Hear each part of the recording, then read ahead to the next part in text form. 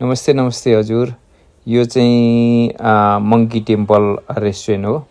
बाहिर पनि यति धेरै स्पेस छ मङ्की टेम्पल। अनि अब भित्र जाउँ ल। भित्र जाँदा बित्तिकै यहाँनिर बार छ, वेल डेकोरेट छ।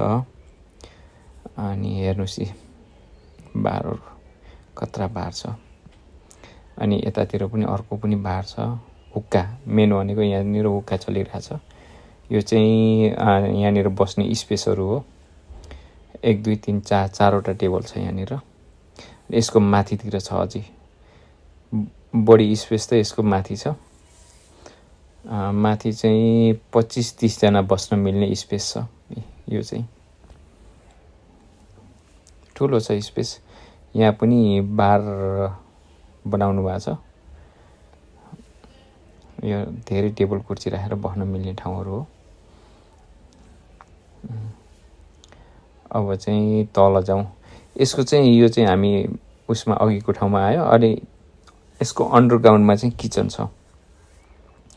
यो चाहिँ किचन हो। किचनदेखि अगाडि चाहिँ यहाँ स्टोर रुम। यो चाहिँ स्टोर रुम छ, परसम्म छ, लामो छ, हेर्नुहोस्। अनि यसपछि यतातिर आइसकेपछि यो किचनै हो। यता भाँडा मान्ने ठाउँ हो। यो चाहिँ